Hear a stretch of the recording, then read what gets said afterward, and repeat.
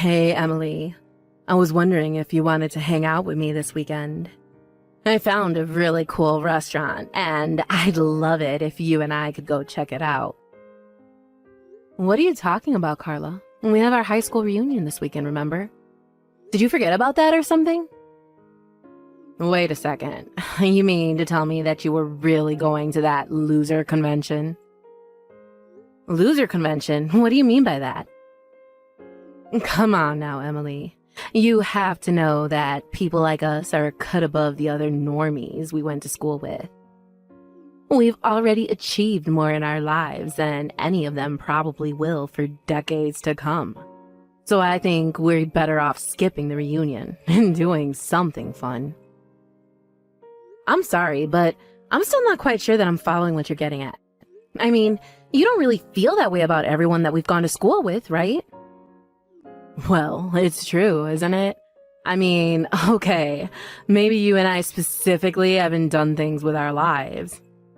But we're both engaged to people who have, isn't your fiancé the general manager of the company he works for? Because my fiancé owns his company. My point is that we're better than the rest. And, we should act like it. Carla, I really don't know what to say to any of this right now. I don't get why you're having such a hard time accepting the facts when they are right there. We just did better than everyone else in school. And it shows by the fact that we're marrying the people that we are. Besides, I think who you choose to hang out with says a lot about a person. And if you're still hanging out with people from high school who've done nothing with their lives, instead of your more successful friends, then, well, it's just not good. I'm sorry, Carla, but I think the only thing that's not good around here is your attitude. I still keep in touch with plenty of people from high school, and some of them are my dear friends. So if you don't want to go to the reunion, that's fine, but I'm still going to go.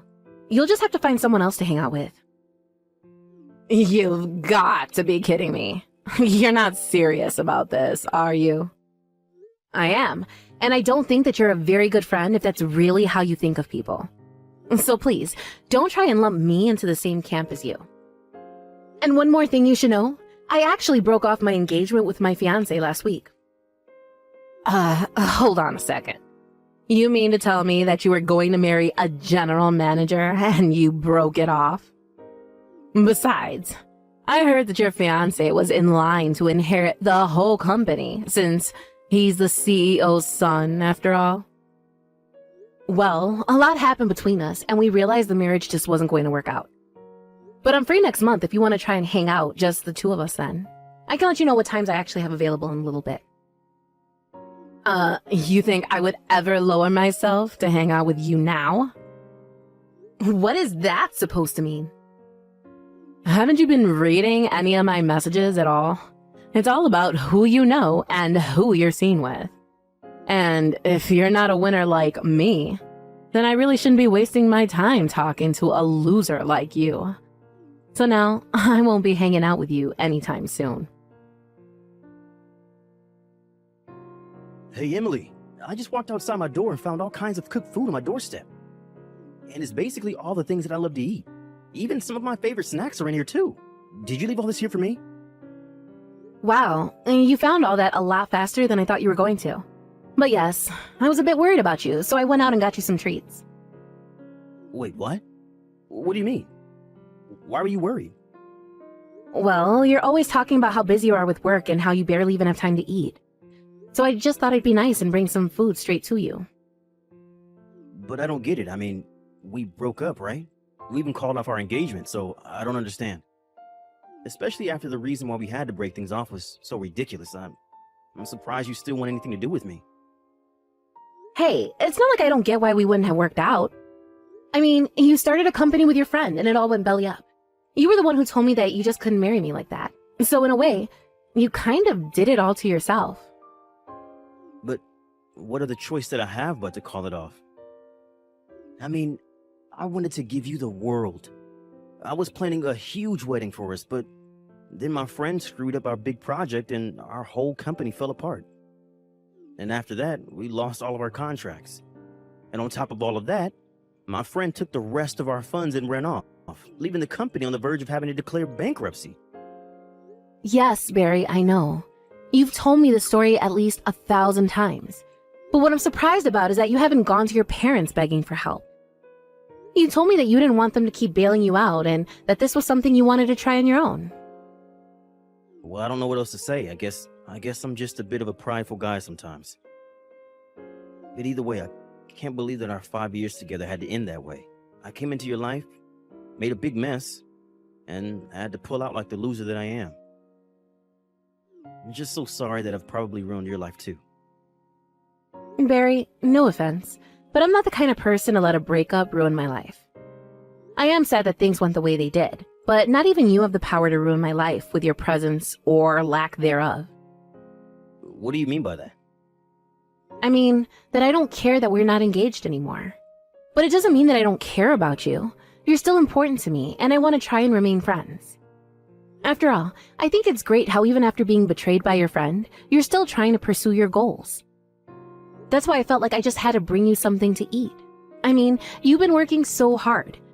And knowing you would probably work all night without taking a bite before you even realized it was morning. So, at least eat something before you finally go to bed. Otherwise, you're just going to be good to no one. Thank you so much, Emily. I don't know what else to say, except that I still feel like I don't deserve this from you. Well, I say you are, and that should be good enough. But anyways, have you still not been able to get a hold of your friend? I mean, what do you think he's going to do with the money he took? I don't know, because I still haven't heard from him. Although, I wouldn't be surprised if he just kept his phone on mute or even changed his number at this point. I even think that he might have moved away, but it's not like I can put out an APB or something. Especially not with a name like Jack Smith. Wait a second. Jack Smith? You know, now that you say that, I think I have a friend actually engaged to a Jack Smith. Oh, really? I wonder if it's the same person.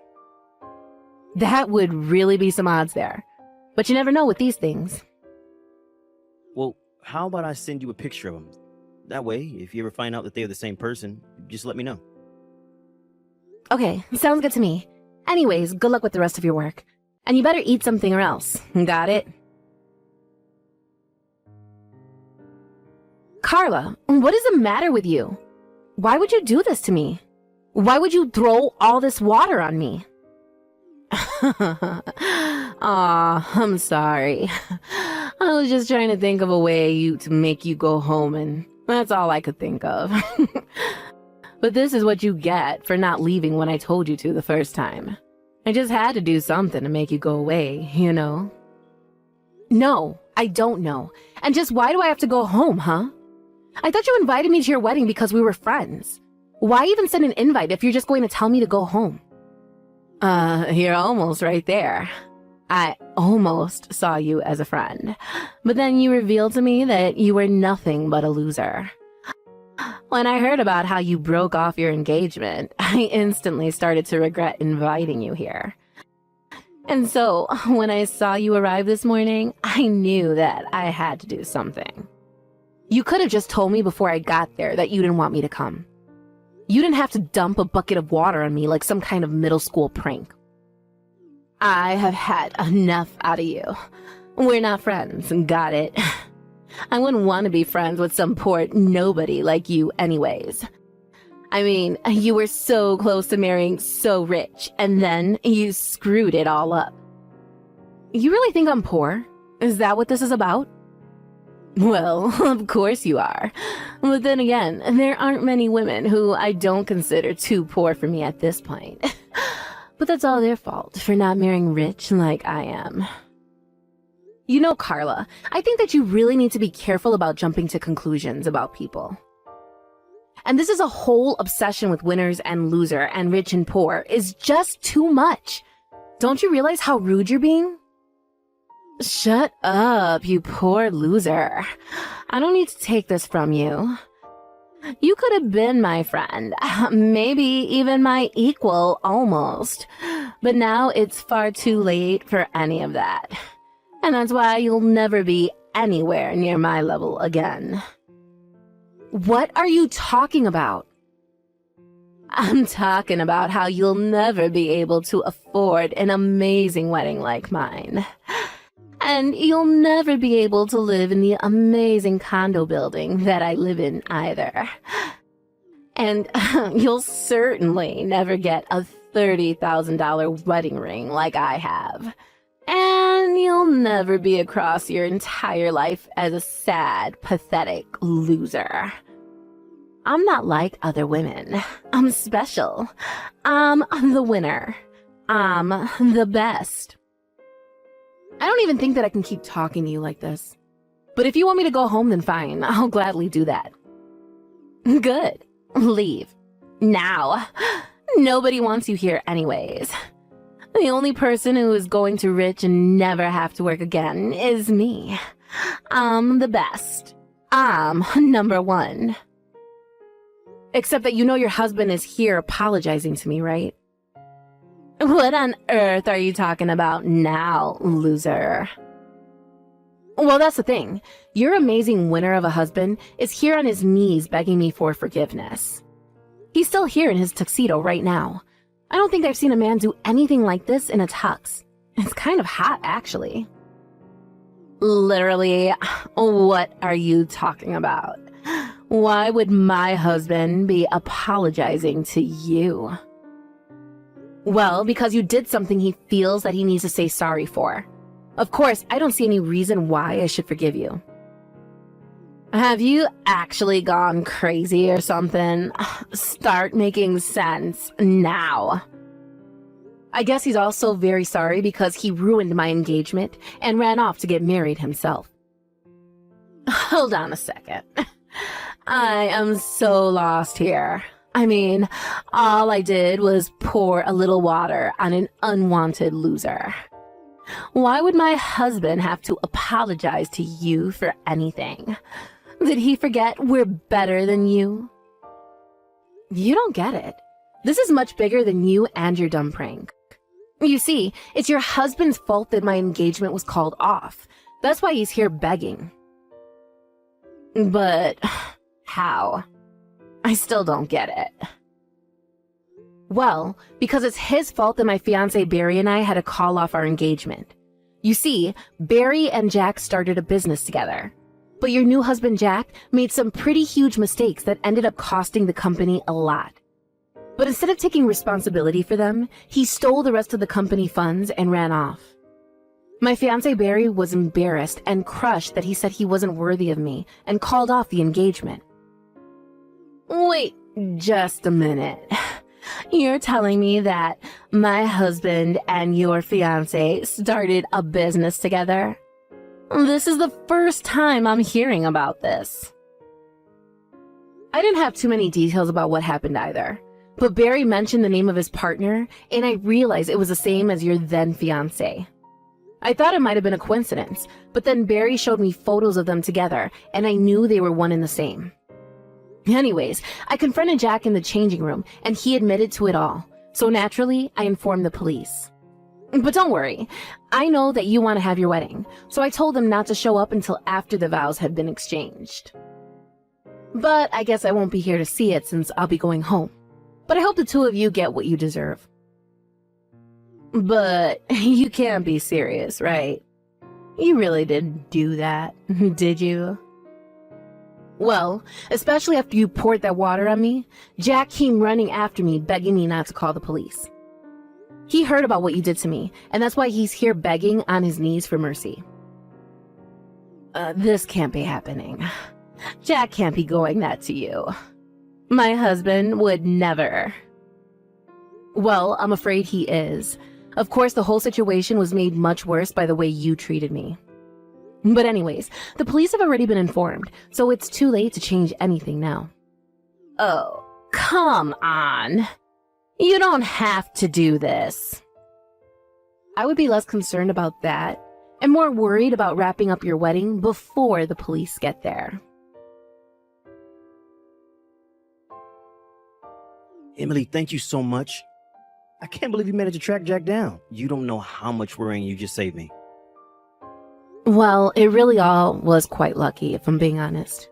But anyways, I'm just glad that we could find him. Anyways, what about you? How are you doing? Are you eating like I told you to? Yeah, don't worry. I've been eating out of that care package that you sent me, and I feel like a new man now. Some other good news. I feel like I might be able to restart my company. Really? You think you can turn things around? Yeah, I know that I've basically lost all of my clients, but now that Exodus has stopped and I'm left with the ones that really believe in me. Not only that, but they understood my situation and said that they would recommend my business to associates here. And I've already started getting calls from new people wanting to work with me, so now I think I have enough funding to keep my project going. Barry, that's incredible. Congratulations on that. That's so amazing. I knew that things would work out for you. It's not me. I've just learned so much about business ever since I was little from my parents. I mean, I feel lucky that I was born into the family that I was, but also because of it, it means that I understood the risks of doing business. But there's one more thing that I'm hoping to set right now, and that's you. Me? What do you mean by that? I mean that after Jack stole my money, I told you that I could marry you, but this whole experience has taught me that I really need you.